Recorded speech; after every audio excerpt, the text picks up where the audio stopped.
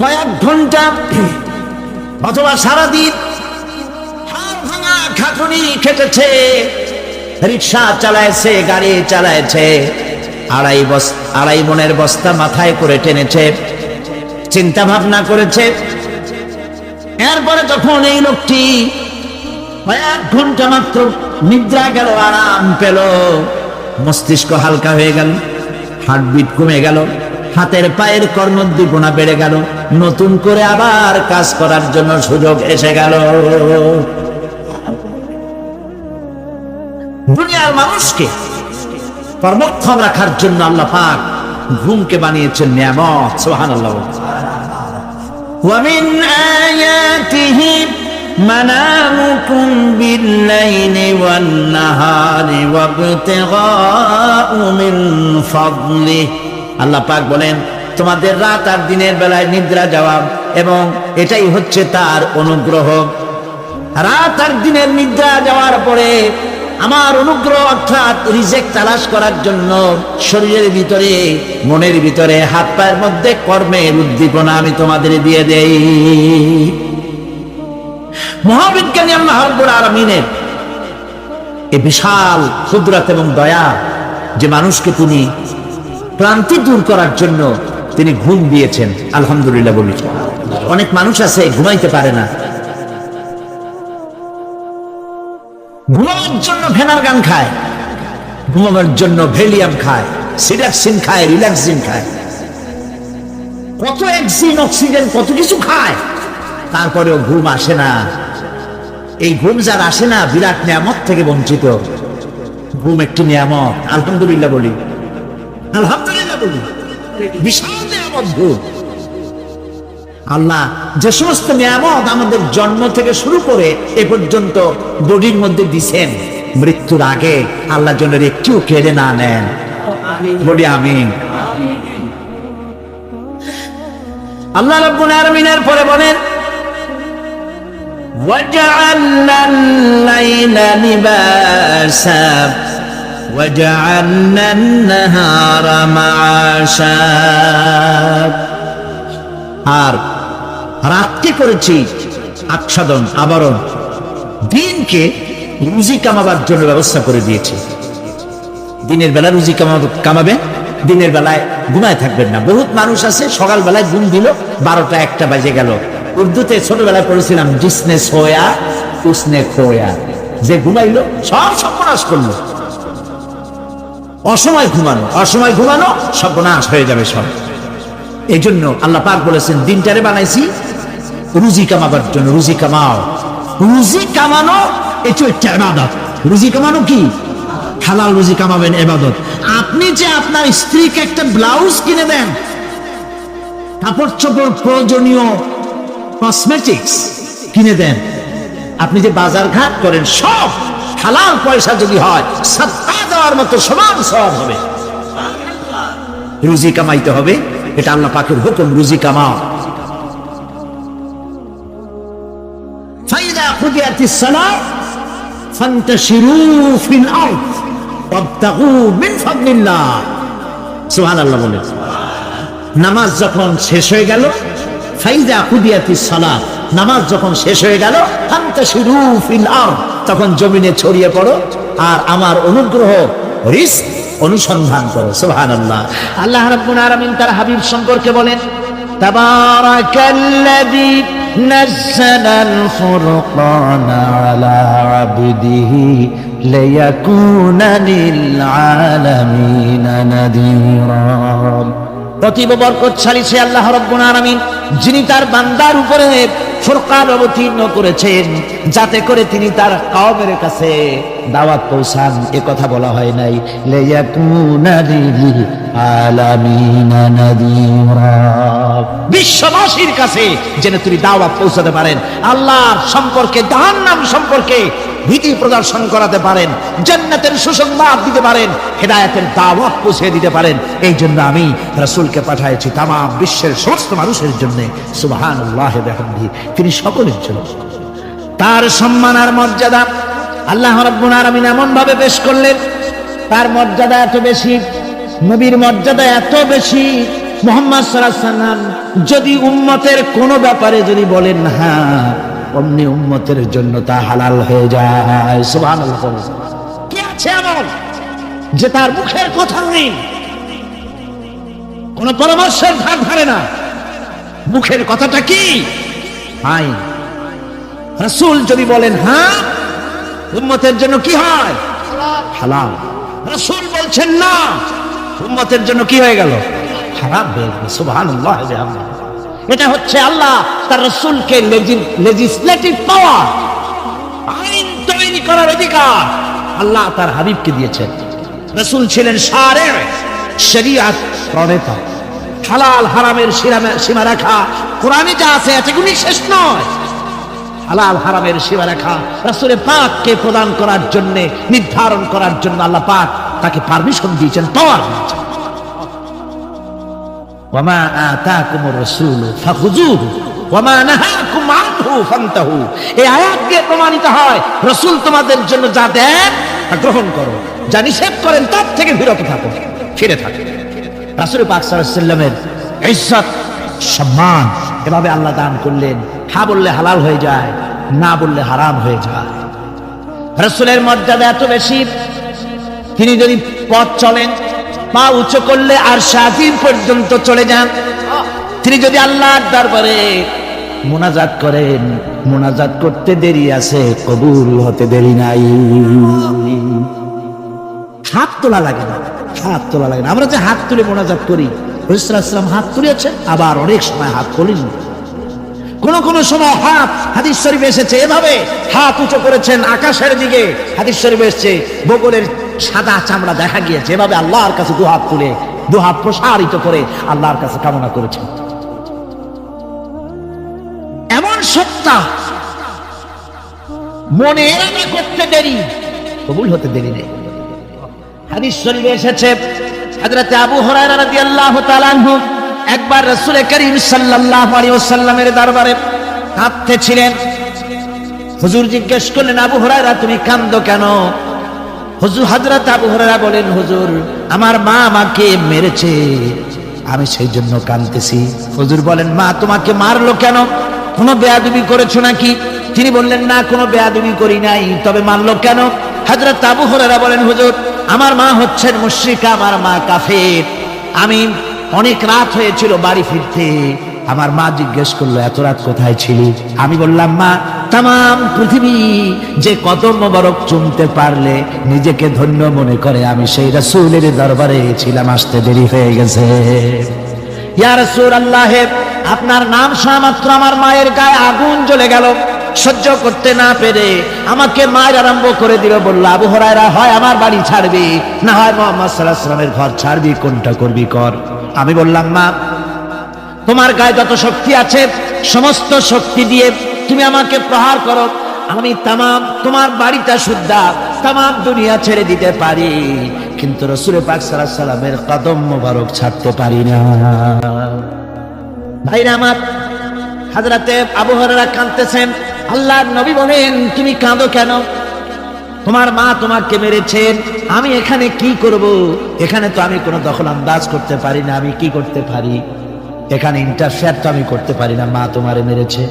হযরত আবু হুরায়রা বলেন, ইয়া রাসূলুল্লাহ, মায়ের বিরুদ্ধে কোনো নালিশ করার জন্য আপনার কাছে আমি আসি নাই। বলে, কেন এসেছো? হযরত আবু হুরায়রা বলেন, হুজুর এসেছি এই জন্যে, আমি জানি আপনি যদি আল্লাহর দরবারে কোনো ব্যাপারে দোয়া করেন, আল্লাহ রাব্বুল আলামিন তা মঞ্জুর করে নেন। আপনি মেহেরবানি করে আমার মায়ের হেদায়েতের জন্য আল্লাহর কাছে দোয়া করুন। হুজুর সাল্লাল্লাহু আলাইহি ওয়াসাল্লাম দুহাত উঁচু করলেন, বললেন, আল্লাহুম্মা ইহদি উম্মা আবি হুরায়রা, হে আল্লাহ আবু হুরায়রার মাকে তুমি হেদায়েত নসিব করে দাও। এই দোয়া রাসূল করতেছেন। হুজুরকে দোয়ার মধ্যে ফেলে রেখে আবু হুরায়রা দৌড় আরম্ভ করেছে বাড়ির দিকে। পেছন থেকে কয়েকজন সাহাবী তারা দৌড়ে গেল। আবু হুরায়রা দৌড়ায় কেন? এত ভদ্র মানুষ, কোনো সময় কারোর সাথে রাগারাগি করে না, দৌড়ায় কেন? নিশ্চয়ই কোনো বিপদ বুঝি হয়ে গিয়েছে, পিছন থেকে জামা টেনে ধরেছে। কি হয়েছে, দৌড়াও কেন? হযরত আবু হুরায়রা বলেন, আমার জামা ছেড়ে দাও, আমাকে দৌড়াতে দাও। আমি দৌড়ায়া বাড়ি পৌঁছে গিয়ে দেখতে চাই, আমি আগে দৌড়ায় বাড়িতে গেলাম না নবীজির দোয়া আমার আগে আমার বাড়ি পৌঁছে গেল। কোনটা কোনটা হলো আমি সেটা দেখতে চাই। হযরত আবু হুরায়রা দৌড়াতে দৌড়াতে ঘরের কাছে গিয়ে নক করেছে, ভিতর থেকে আওয়াজ এলো, কে? কিছুক্ষণ পর মা আমার বেরোলেন, মাথার চুল দিয়া পানি পড়তেছে, বুড়া মানুষ। মা আমার কাছে এসে বলল, বাবা তোমাকে মারার পর আমি বড় অনুতপ্ত হয়েছি, মনে মনে অনুশোচনা করেছি, আরে আমার ছেলে তো কোনো খারাপ জায়গায় যায় নাই, কোনো খারাপ মানুষের কাছে যায় নাই, মারলাম কেন? বড় অনুতপ্ত হয়ে গেছি আমি। এই অনুশোচনা করে আমি এইমাত্র গোসল করেছি, আমাকে নিয়ে চলো তুমি বিশ্ব নবী রাসূলুল্লাহর দরবারে।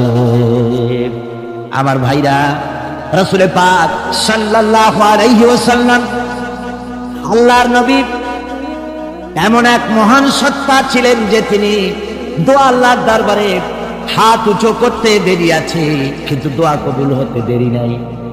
হিজরত করে মদিনায় এসেছেন, নামাজ পড়তে দিন চায়, কাবা শরীফের দিকে ফিরে যদি নামাজ পড়তে পারতাম দিলটা বড় ভালো লাগতো, কিন্তু হাত উঁচু করে মোনাজাত করতেছেন না, আল্লাহর কাছে বলতেওছেন না যে আল্লাহ তুমি আমার কিবলাটা বাইতুল মুকাদ্দাস থেকে ফিরাইয়া মক্কা শরীফে বাইতুল্লাহর দিকে ফিরাইয়া দাও, মুখেও বলতেছেন না, মনেও না, শুধু আকাশের দিকে বারবার তাকাচ্ছেন, মোনাজাত করেন নাই, মনে মনে আশা পোষণ করতেছেন যদি এমন একটা ওহী নাজিল হয়ে যেত।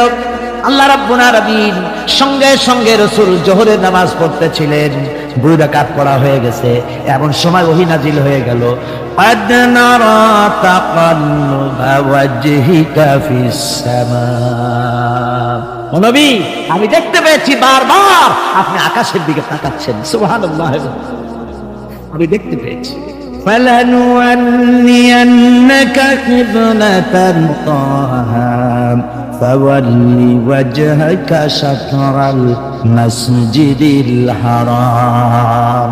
আর দেরি নাই, আপনার মনের আশা পুরো হয়ে গেছে, এক্ষুনি আপনার কিবলা পরিবর্তন করুন। হুজুর 2 রাকাত পড়েছিলেন বাইতুল মাকদাসের দিকে ফিরে, বাকি 2 রাকাত তিনি মক্কা শরীফের কাবা শরীফের দিকে ফিরলেন। আজও পর্যন্ত সেই মসজিদ আছে, সাক্ষ্য দিচ্ছে নবীর কথা কিভাবে মঞ্জুর হয়। মসজিদে কিবলাতাইন মদিনা মুনাওয়ারায় সেই মসজিদ আজও আছে।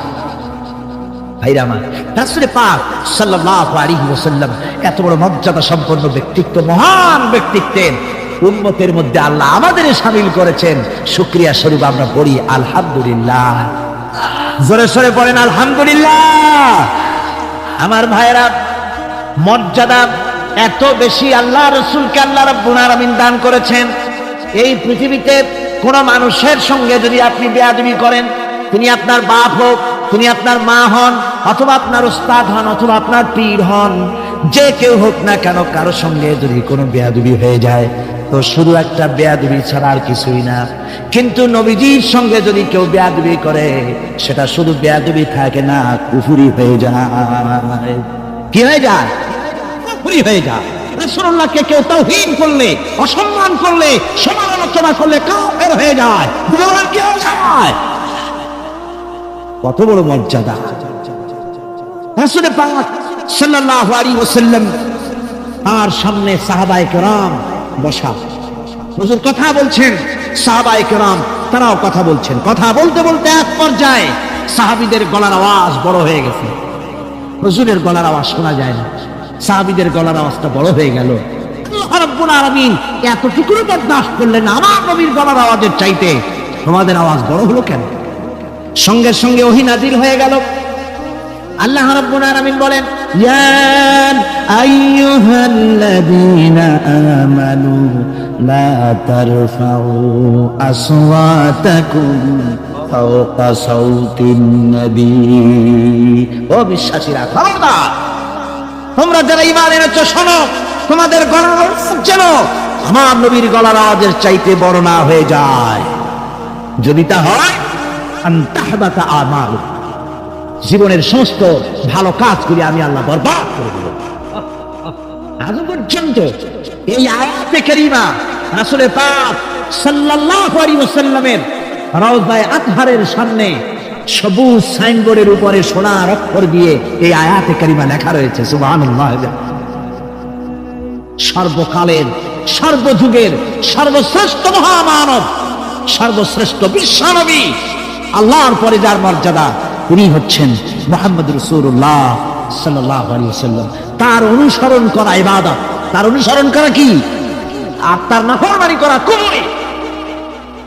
আল্লাহ রাব্বুল আলামিন বলেন, নবী আপনি বলুন, কুল ইন কুনতুম তুহিব্বুনাল্লাহ আত্তাবিউনি ইউহিব্বুকুমুল্লাহ ওয়া ইয়াগফির লাকুম যুনুবাকুম আল্লাহু গফুরুর রহিম। নবী বলুন, তোমরা যদি আল্লাহকে ভালোবাসো, মুমিনদেরকে শোনানো হচ্ছে, শোনো, তোমরা যদি আল্লাহকে ভালোবাসো ফাত্তাবিউনি, ও নবী আপনি বলে দেন যে তাহলে আমার অনুসরণ করো। কার অনুসরণ? নবী। কার অনুসরণ? নবীর অনুসরণ।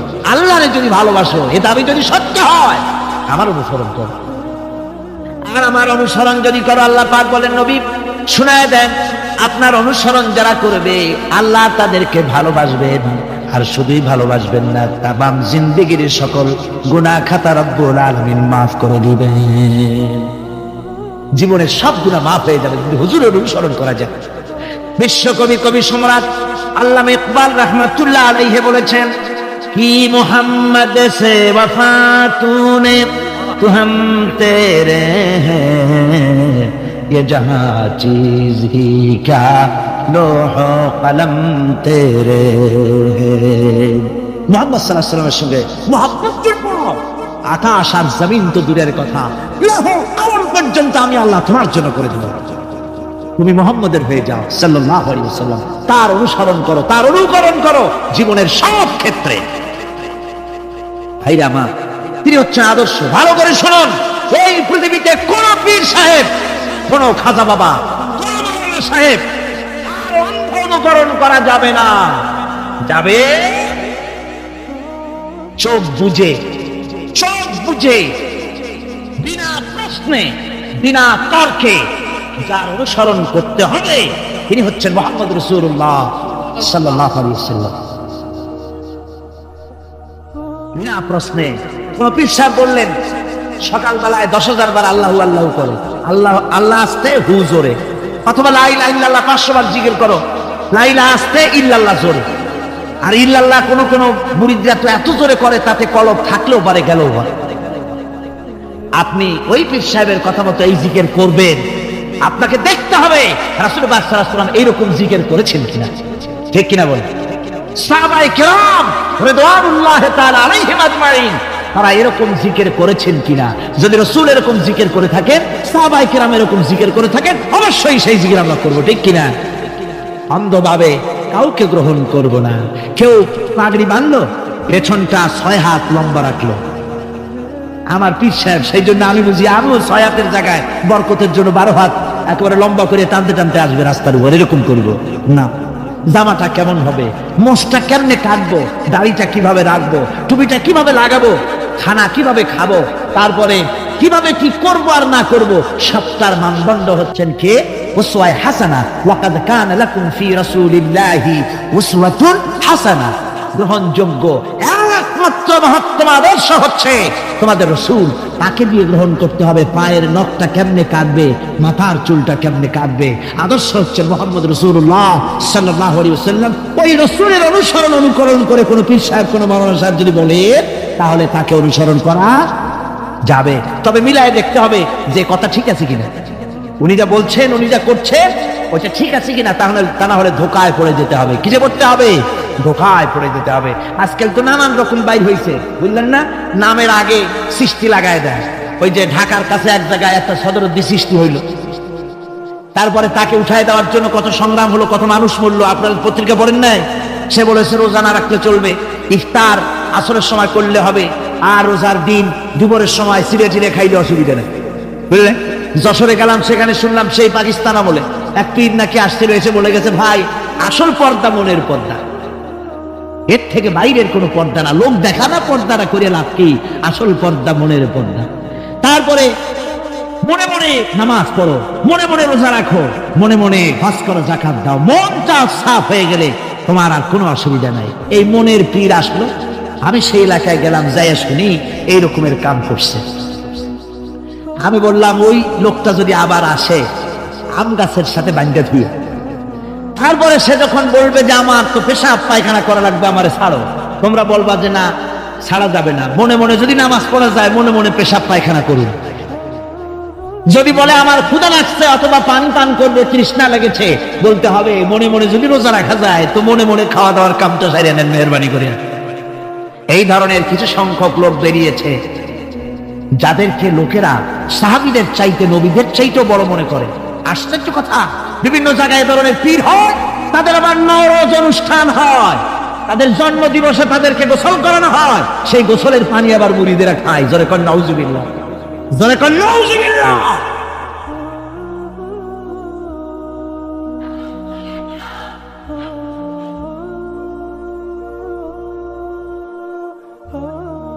আমার ভাইয়েরা,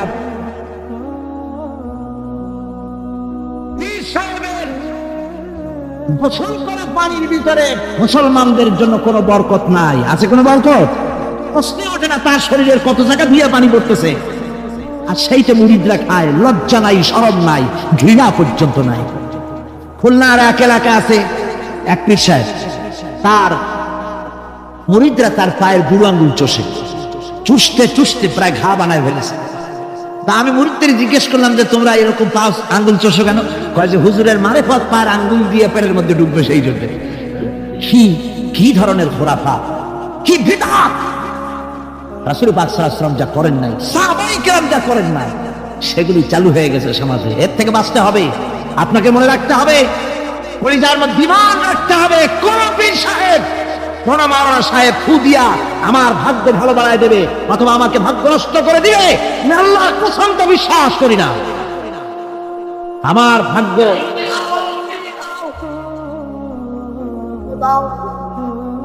আমার ভাগ্য, আমার তাকদীর ভালো বা খারাপ, এর সবটা হতে পারে আল্লাহর পক্ষ থেকে। কার পক্ষ থেকে? যারা বলেন কার পক্ষ থেকে? আল্লাহর পক্ষ থেকে হতে পারে। সুতরাং আজকে আমাদের দেশে বহুত নকল পেরিয়ে গেছে। পীর মুরিদি একসময় খুব ভালো ছিল, কিন্তু যে জিনিস যত ভালো, তার নকল বেরোয় তত তাড়াতাড়ি। তবে আলহামদুলিল্লাহ, এখনো আলহামদুলিল্লাহ কিছু হাক্কানি পীর এখনো আছে, যারা সমাজের কাজ করেন, যারা ওইভাবে কদম বুঝি নেওয়ার জন্য পা আট বাড়ায় দেয় না। বুঝতে পেরেছেন? মানুষকে সর্বনাশ করে না, বরং তাদের ইলম আছে, ইলমের দ্বারা মানুষের কাছে হেদায়েতের কথা শোনায়, সমাজ গঠনমূলক কাজ করে, আল্লাহর কোরআন প্রচার করে। এ ধরনের লোক আছে, তবে এদের সংখ্যা কম। ঠিক কিনা? কম, এদের সংখ্যা কম। এরা বিভিন্ন জায়গায় মাজার তৈরি করেছে, মাজারাত তৈরি করেছে, একটা দুইটা মাজারে না, বহুত মাজার, গাড়ি বাস সব থামাইয়া তারপরে তাদের কাছ থেকে, মানুষের কাছ থেকে পয়সা কালেকশন করা হয়। ঠিক কিনা?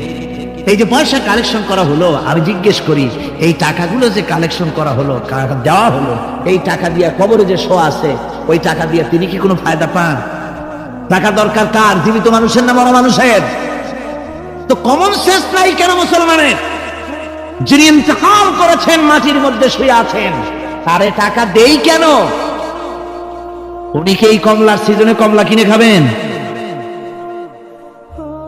তো টাকাটা কেন দেওয়া হয়? এই আপনার টাকা দিয়া এই মাজারকে যারা পাহারা দেয়, তারা অনেক বড় লোক হয়ে গেছে। ঠিক কিনা? আবার অনেক মাজার আছে যে মাজারে কেডা শোয়া, তা মাজারের পাহারাদারও জানে না। এরকম আমি নিজেও দেখেছি। জিজ্ঞেস করেছি যে কবর কার, তা তো জানি না। একজন আল্লাহর মাহবুব বান্দা শুয়ে আছে এখানে। কে সেই মাহবুব বান্দা? নামটা জানি না, স্বপ্নের মধ্যে দেখলাম আল্লাহর এক ওলির কবর এখানে, সেই জন্য গম্বুজ বানাই দিছি।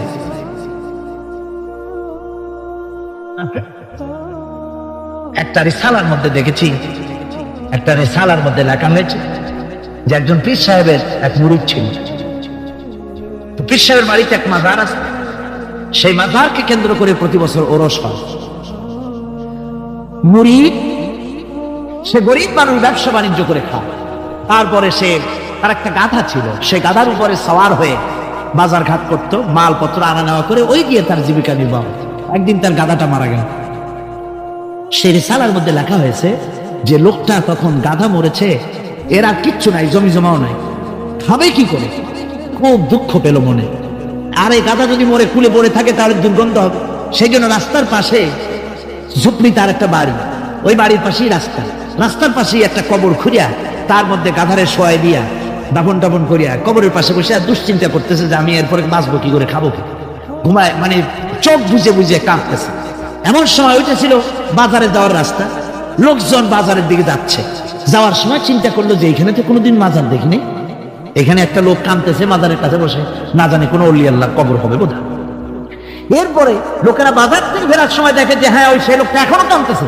তখন যার কাছে যা ছিল, কেউ 2টা পান খেয়ে গেল, কেউ একটা বেগুন, কেউ 2টা চিংড়ি মাছ, কেউ 2টা টাকা, কেউ একটু মরিচ, এইভাবে তরি তরকারি চাউল যার কাছে যা ছিল কিছু কিছু দিয়ে গেছে। কিছুক্ষণ পর সন্ধ্যার দিকে লোকটা মনে করলো আর কতক্ষণ কান্দি, এখন বাড়ি যাই। চোখ খুলে দেখে চতুর্দিকে খাদ্য খাবার, তরি তরকারি, পয়সা করি।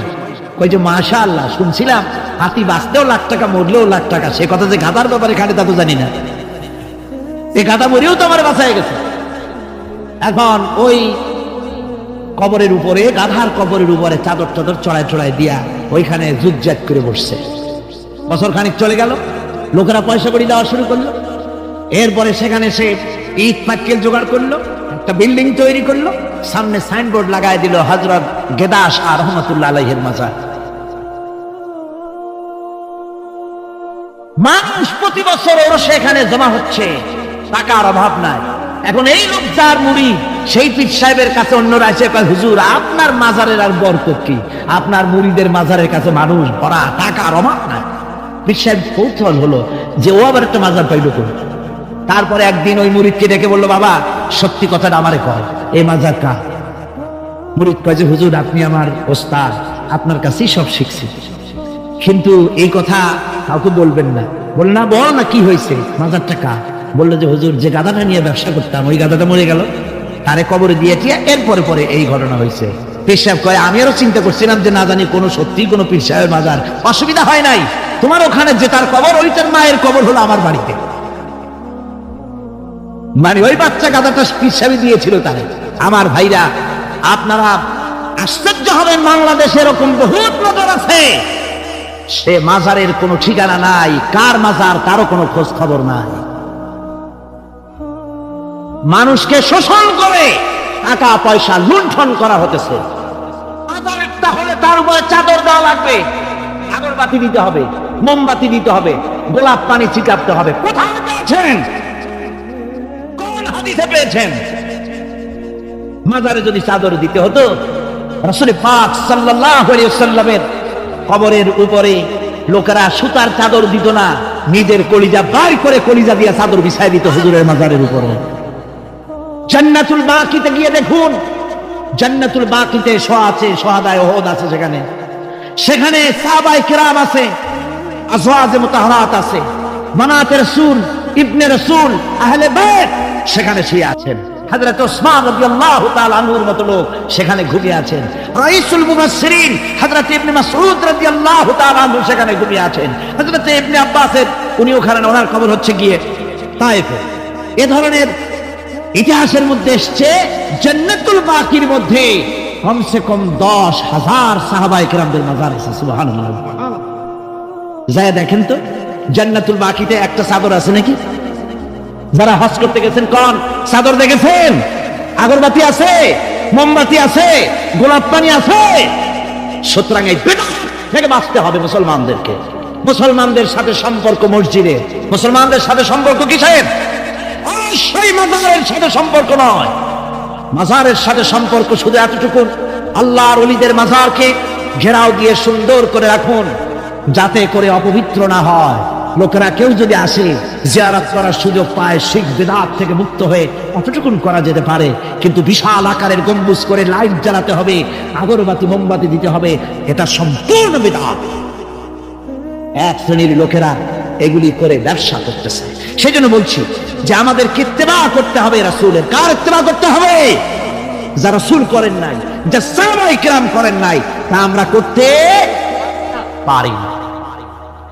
এই জন্য আমার মুসলমান ভাইয়েরা, আল্লাহর প্রতি ঈমান, রাসূলের প্রতি ঈমান, ঈমানের অর্থ হলো আল্লাহর নবীর যে কথাগুলি তিনি বলে গিয়েছেন তার ওসওয়াকে ধরে রাখা, রাসূলের আদর্শ দিয়ে পায়ের নখকাটা থেকে শুরু করে মাথার চুল পর্যন্ত গ্রহণ করতে হবে।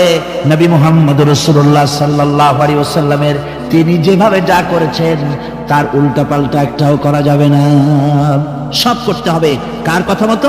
রাসূল পাক সাল্লাল্লাহু আলাইহি ওয়াসাল্লামের কথা মতো। রাসূলের প্রতি ঈমান এর অর্থ হলো তিনি হচ্ছেন আইনদাতা, তিনি আইন ও বিধান দিয়েছেন আল্লাহর পক্ষ থেকে। আইন ও বিধান কার পক্ষ থেকে দিয়েছেন? আল্লাহর পক্ষ থেকে। তিনি যে বিচার করেছেন সেই বিচারক হিসাবে তাকে গ্রহণ করতে হবে। তিনি যে বিধান দিয়েছেন সেটাই মানতে হবে। তিনি শাসক ছিলেন, তিনি রাষ্ট্রপতি ছিলেন, তিনি সব ছিলেন, সকলের জন্য তিনি আদর্শ। তিনি যুবকের আদর্শ, তিনি নানার আদর্শ, তিনি স্বামীর আদর্শ, তিনি পিতার আদর্শ, তিনি রাষ্ট্রপতির আদর্শ, তিনি সেনাপতির আদর্শ, তিনি শ্রমিকের আদর্শ, তিনি সকলেরই আদর্শ। ঠিক কিনা কথা? সকলের আদর্শ। রাসূলের ফয়সালা প্রত্যেকটি উম্মতকে মানতে হবে। একবার একজন মুসলমান আর একজন ইহুদি রাসূলের কাছে গিয়ে উপস্থিত হলেন।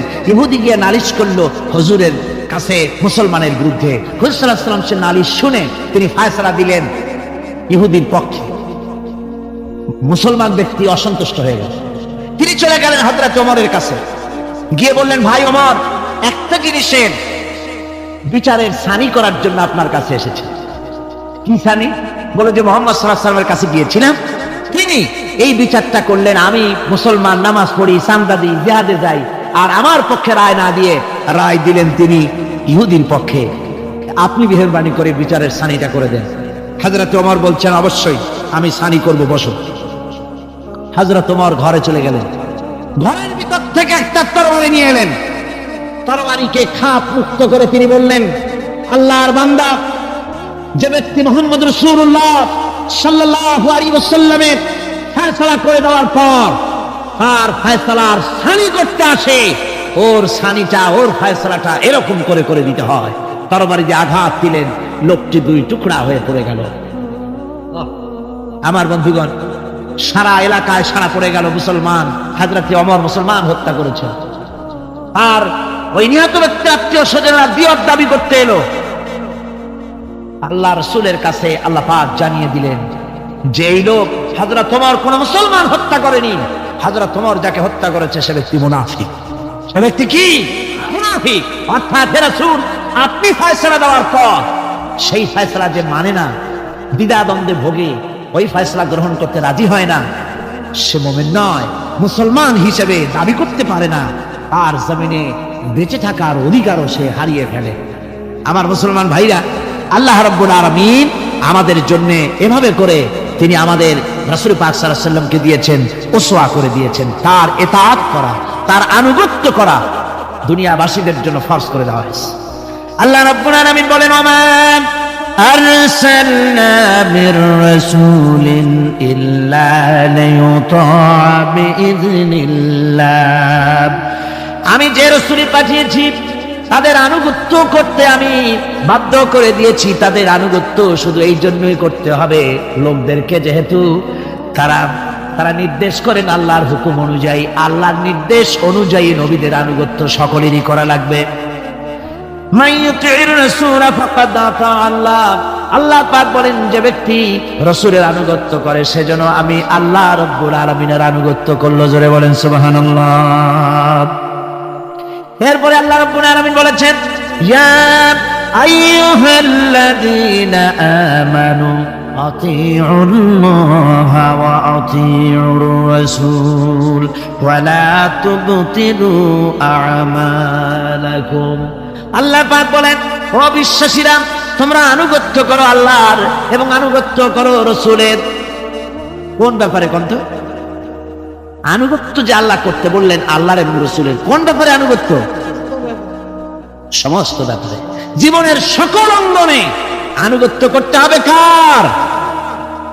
আমি দেখতে পাচ্ছি মাঝখান থেকে দুই একজন লোক হাঁটেন, আমি কিন্তু আগেই নিষেধ করেছি এই বেয়াদবি আল্লাহর হস্তে কেউ করবেন না। আপনার হাঁটার কারণে অন্য লোকেদের শোনার মধ্যে ডিস্টার্ব হয়, এই বেয়াদবি কেউ করবেন না। ভাইরা আমার, আল্লাহ এবং রাসূলের আনুগত্য করতে হবে জীবনের সকল ক্ষেত্রে। রাসূল পাক সাল্লাল্লাহু আলাইহি ওয়াসাল্লাম শুধু নামাজের কথা বলেছেন, শুধু রোজার কথা বলেছেন, হজ আর যাকাতের কথা বলেছেন, আর কিছু বলেন নাই নাকি? বলেছেন কিনা? রাসূলুল্লাহ রাজনীতি করেছেন কিনা? রাসূলুল্লাহ প্রেসিডেন্ট ছিলেন কিনা? যুদ্ধ করেছেন কিনা? কিন্তু আজ আমাদের দেশে শুনতে হয় রাসূলের প্রতি ঈমানের অর্থ কি? ঈমানের অর্থ শুধু এতটুকু নয়, রবিউল আউয়াল মাস আসবে আর তুম পে লাখো সালাম, আর সারা বছর খোঁজ নাই। খুব সুন্দর করে দরুদ শরীফ মিলাদ শরীফ পড়বেন, আর রাসূলের আইন অমর্যাদা হবে। রাসূলের আইন সংসদে থাকবে না, পার্লামেন্টে থাকবে না, কোর্ট কাছারি আদালতে থাকবে না। বলা হবে ধর্ম আর রাজনীতি আলাদা। রাসূলের প্রতি এই ঈমানের 4 পয়সা মূল্য নাই। আছে মূল্য নাই। রাসূলের প্রতি ঈমান কি? ঈমানটাই হলো রাসূল যা করেছেন, আমাদেরকে যেভাবে যা আদেশ করেছেন তাই আমাদের মানতে হবে। উম্মতের এটা দায়িত্ব। কিন্তু আমরা এমনই উম্মত, আমরা নিজেরা ফয়সালা করে নিজেদের, আমরা বলেছি ধর্ম আর রাজনীতি আলাদা। অবশ্য চট্টগ্রামে এই ধরনের কথা কেউ বলে না, বলে ধর্ম আর রাজনীতি আলাদা। যারা কন নাউযুবিল্লাহি মিন যালিক। ধর্ম আর রাজনীতি আলাদা যারা বলে, তারা হলো রাজনীতি ব্যবসায়ী। তারা কি ব্যবসায়ী? রাজনীতি ব্যবসায়ী। ওরা রাজনীতির ব্যবসা করে। जुदा हो जो दीन से सियासत रह जाती है चंगेजी। ধর্ম থেকে রাজনীতি যখন আলাদা হলো, তখন সেখানে বাকি থাকে চেঙ্গিজিপনা, হারাকু খানপনা, মারামারি, হত্যাকাণ্ড সেখানে চালু থাকে, আর কিছুই থাকে না। ধর্ম ছাড়া রাজনীতি, তার নাম হচ্ছে প্রচন্ড দুর্নীতি। তার নাম কি? একটি প্রচন্ড দুর্নীতি। এক শ্রেণীর লোকেরা আজ বলছে যে ধর্ম আর রাজনীতি আলাদা। ধর্ম কোথায়? তাদের কথা হলো ধর্ম হলো পবিত্র জিনিস, ওই পবিত্র জিনিস থাকবে মসজিদে, পবিত্র জিনিস থাকবে মাদ্রাসায় আর খানকার ভেতরে। ওই পবিত্র ধর্ম রাজনীতিতে আনা যাবে না। ধর্মের প্রতি তাদের মহব্বত খুব, ধর্ম খুব পবিত্র। আল্লাহকে যেন বলা হচ্ছে, আল্লাহ আর হে রাসূল, তোমরা দুজনা মসজিদ আর মাদ্রাসায় থাকো, আমাদের জীবনের বিস্তীর্ণ অঙ্গনে তোমাদের প্রতি 144 92 ক ধারা 144 ধারা জারি করে দিলাম। আমাদের জীবনের বিস্তীর্ণ অঙ্গনে তোমরা আইসো না, তোমরা মসজিদে থাকো, মাদ্রাসায় থাকো, আমরা সুযোগ পাইলে তোমার একটা সেজদা দিয়ে আসবো কিনা। আর আল্লাহ তোমার একটা সেজদা পাওয়ার জন্য দারুণ ভাবে কাঙ্গাল হয়ে আছে না? নাউযুবিল্লাহি মিন যালিক। যারা বলে ধর্ম আর রাজনীতি আলাদা, তারা সুস্পষ্ট মুনাফিক। যারা বলেন তারা কি? এই লোকগুলি হচ্ছে ধর্মনিরপেক্ষবাদী, সেকুলারিজম, ধর্মনিরপেক্ষ মতবাদের লোক। তারা বলে যে ধর্মনিরপেক্ষ, ধর্মের ব্যাপারে নিরপেক্ষতা অবলম্বন করা লাগবে। এরা খুব সুচতুর। ভাতের ব্যাপারে নিরপেক্ষতা অবলম্বন করেন। আপনারা কোন যে জিনিস যত বেশি প্রয়োজন আমরা তার পক্ষে থাকি না নিরপেক্ষ থাকি? ভাতের ব্যাপারে নিরপেক্ষ লোক আছে নাকি এখানে? ডায়াবেটিসের রোগী ছাড়া ভাতের ব্যাপারে নিরপেক্ষ লোক নাই, সবই পক্ষে। আচ্ছা, ঘুমটা আমাদের জন্য জরুরি কিনা? এই ঘুমের আমরা পক্ষে না বিপক্ষে? নিরপেক্ষ আছে কেউ নাই। বিবাহ যারা করে নাই সেই সব যুবকদের জন্য বিবাহটা জরুরি কিনা?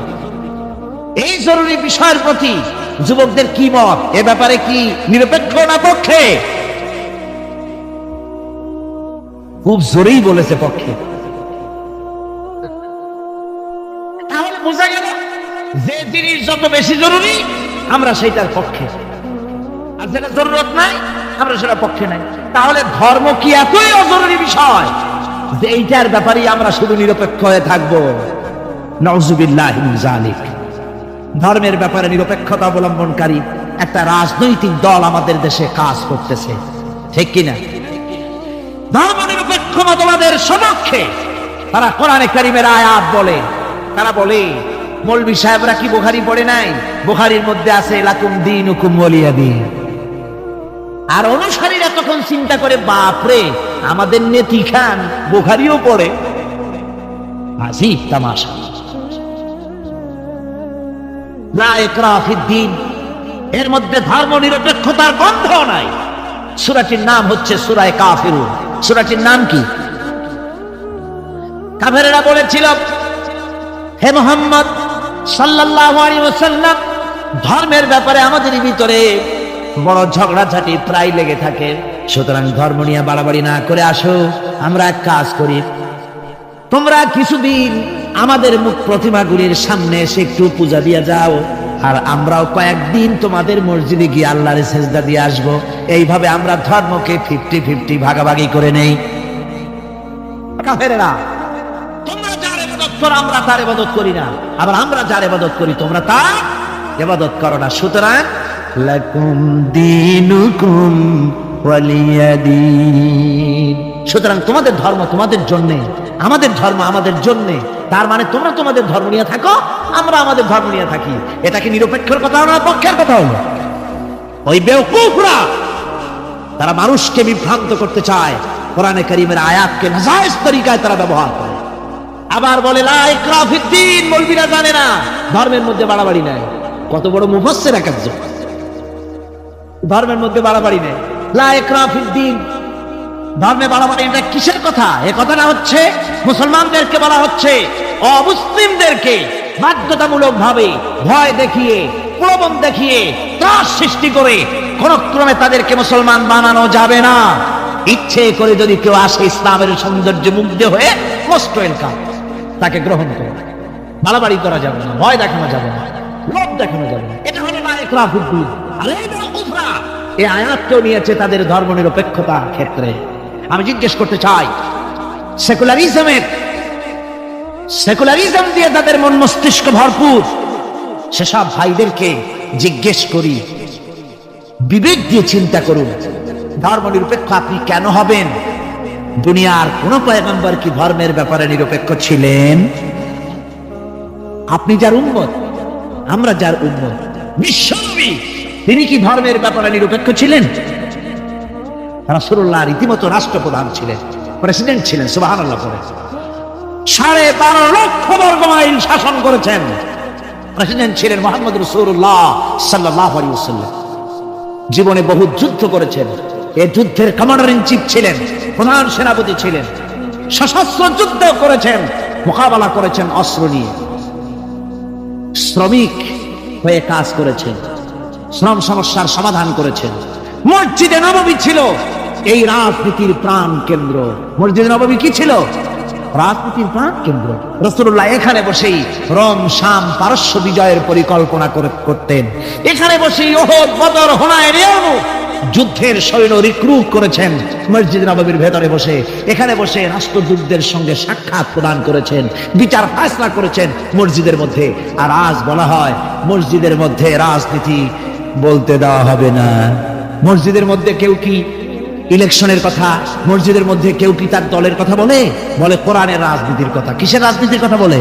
কোরআনের রাজনীতির কথা বলে। সুতরাং ধর্ম আর রাজনীতি আলাদা, এই কথা যারা বলে, এই সেকুলারিজমের লোকেরা, তারা শুনে রাখুন, ধর্ম নিরপেক্ষ মতবাদ একটি কুফরি মতবাদ। এটি কি মতবাদ?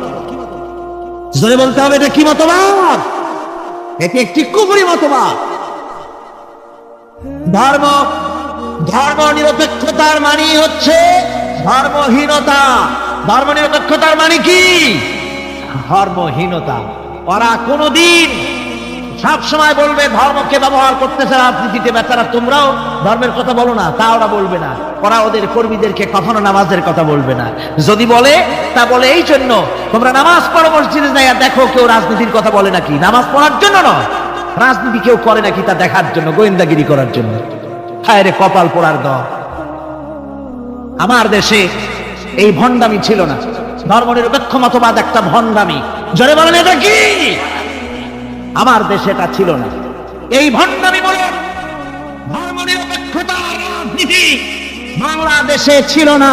1971 সনের পরে যারা ক্ষমতা এলো, তারা ভারত থেকে, ভারতের কাফেরদের তৈরি করা পৃথিবীর এই নিকৃষ্ট মতবাদ বাংলাদেশে আমদানি করেছে। এই যে কোরআন শরীফ, এই কোরআন শরীফ মানতে হবে মুসলমানদেরকে। রাসূলের উপরে ঈমান আনার অর্থ শুধু মিলাদ শরীফ পড়া নয়। কোন নেত্রী কি বললো তার ধাপ কোনো মুসলমান ভাবতে পারে না। মুসলমান ধাপ ধারবে আল্লাহ আর রাসূলের। ঠিক কিনা? কর যারা বলেন ঠিক কিনা? ভারতের গোলাম এরা বলে ধর্ম নিরপেক্ষতার মানে ধর্মহীনতা নয়। যদি ধর্ম নিরপেক্ষতার অর্থ ধর্মহীনতা না হবে, তাহলে 1971 সনের পরে তোমরা ক্ষমতায় এসে বিশ্ববিদ্যালয় সমূহের মনোগ্রাম থেকে ইকরা বিস্মি রাব্বিকাল্লাযী খালাক রব্বি জিদনি ইলমা, এই আয়াত দুটিকে তুলি ফেললে কেন বলো? কোন জবাব আছে? কোন জবাব নেই। সলিমুল্লাহ মুসলিম হল নাম ছিল, মুসলমান শব্দ বাদ দিয়েছে। নাম ছিল সলিমুল্লাহ মুসলিম হল, মুসলিম শব্দ বাদ দিয়ে দিল। তারপরে নজরুল ইসলাম কলেজ, ইসলাম সহ্য হলো না, ইসলাম বাদ দেয়া শুধু নজরুল কলেজ। ওদের যে দল, সেই দলটার নামের মধ্যে একটা মুসলিম শব্দ ছিল। জি, ওদের দলটার নামের মধ্যে মুসলিম শব্দ ছিল, ছিল না? সেই শব্দটুকুনো তারা বরদাস্ত করে নাই। আমি ওদের দলের নাম নিতে চাই না, আপনারাই বুঝুন ওদের দলের নামের মধ্যে মুসলিম শব্দ ছিল কিনা। হিন্দুদের পাঁচটা গোলাম, এই দলটি তাদের নাম থেকে মুসলিম শব্দকে বের করে দিয়েছে। এদের কাছে ইসলাম আর মুসলমান সবচাইতে সহ্যের বাইরে। তাই যখন ভারতে শত শত মসজিদ ভাঙে উগ্রপন্থী হিন্দুরা, তখন ভারতের ওই গোলাম দলটি শনি রাখনা ঘুরে বেড়ায়। আমার মুসলমান ভাইদের খেদমতে আমি আরজ করতে চাই, মুসলমানদের কাজ বুঝতে হবে, ধর্মনিরপেক্ষ মতবাদ মুসলমানদের জন্য জায়েজ নাই, হারাম। দুনিয়ার সব আলেম এই ফতোয়ার উল্টা কেউ ফতোয়া দিতে পারবে না। দুনিয়ার সব মুফাসসিরিন, মুহাদ্দিসিন, উলামায়ে কেরাম, মুফতি সব একমত, ধর্মনিরপেক্ষ মতবাদ কুফরি মতবাদ। কি মতবাদ? যারা বলেন কি মতবাদ? কোন মুসলমানের সন্তান যাকে মুসলমানের জন্ম দিয়েছে ধর্মনিরপেক্ষবাদের আন্দোলন করতে পারে না, হারাম হারাম। আমার বন্ধুগণ, এই কোরআন শরীফের ভেতরে, এই কোরআন শরীফের ভিতরে রয়েছে, আল্লাহ পাক এখানে বলে দিয়েছেন, দেখুন যদি ধর্ম আর রাজনীতি আলাদা হবে তাহলে ইউসুফ আলাইহিস সালাম প্রেসিডেন্ট হলেন কেন?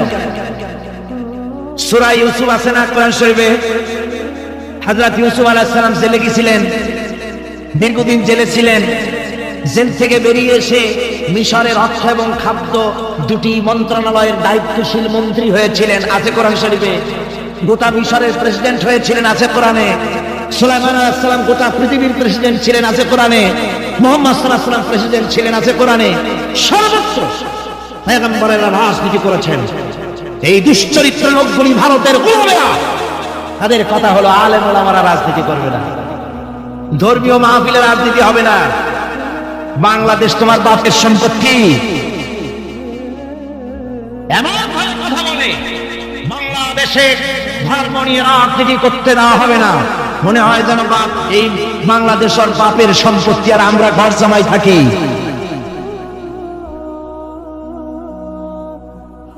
সুতরাং কোরআনের রাসূলের প্রতি ঈমানের অর্থ হলো রাসূলুল্লাহ যে ধরনের রাষ্ট্র কায়েম করেছেন মদিনায়, ওই রকম রাষ্ট্র কায়েমের শপথ নিতে হবে, এর নাম রাসূলের প্রতি ঈমান। ঠিক কিনা? শুধু জামা কাপড় সুবিধা যেটা সেইটা, সুবিধাবাদ জিন্দাবাদ। রাসূলুল্লাহর সুন্নাত দুই রকম। সুন্নাত কয় রকম? এক ধরনের সুন্নাত আমল করা সহজ, আর এক শ্রেণীর সুন্নাত আমল করা কঠিন। ঠিক কিনা? আমি কিন্তু সুন্নতের মর্যাদা সম্পর্কে কথা বলছি না, আমি বলছি আমলের ব্যাপারে ধরনটা। এক শ্রেণী রাসূলের কোন সুন্নতের কদর কিন্তু কম নয়, আকাশ আর জমিন বিক্রি করলেও রাসূলের একটা সুন্নতের সমান মর্যাদা হবে না। রাসূলের সুন্নাত পালনের মধ্যে দুই ধরনের, একটা সুন্নাত হচ্ছে পালন করা খুব সহজ, আর একটা পালন করা কঠিন। সহজ সুন্নাত হলো চোখে সুরমা লাগানো, সহজ সুন্নাত দুপুরে খাইয়া আরামে ঘুমানো, সহজ সুন্নাত হলো কদু খাওয়া, সহজ সুন্নাত খাবারের পরে মিষ্টি খাওয়া, এগুলি হলো সহজ সুন্নাত। আর কঠিন সুন্নাত হচ্ছে বদরের প্রান্তরে কাফেরদের মোকাবেলায় দাঁড়ানো। কঠিন সুন্নাত হচ্ছে উহুদের ময়দানে দন্দন মোবারক শহীদ করার সুন্নাত। কঠিন সুন্নাত হচ্ছে কাফিরের বিরুদ্ধে মানুষের তৈরি করা মতবাদ উৎখাত করে আল্লাহর জমিনে আল্লাহর দ্বীন কায়েম করার সুন্নাত। আমি আজ এই বিশাল জনতাকে জিজ্ঞাসা করতে চাই, আপনারা রাসূলের সহজ সুন্নাত আমরা যেভাবে পালন করব, কঠিন সুন্নাতটা পালন করতে রাজি আছেন? তাহলে বাংলাদেশের বুকে ধর্ম নিরপেক্ষতার মুখে লাথি মেরে কোরআনের রাজ কায়েম করতে রাজি আছেন? দুহাত উঁচু করে দেখান। আলহামদুলিল্লাহ, আলহামদুলিল্লাহ।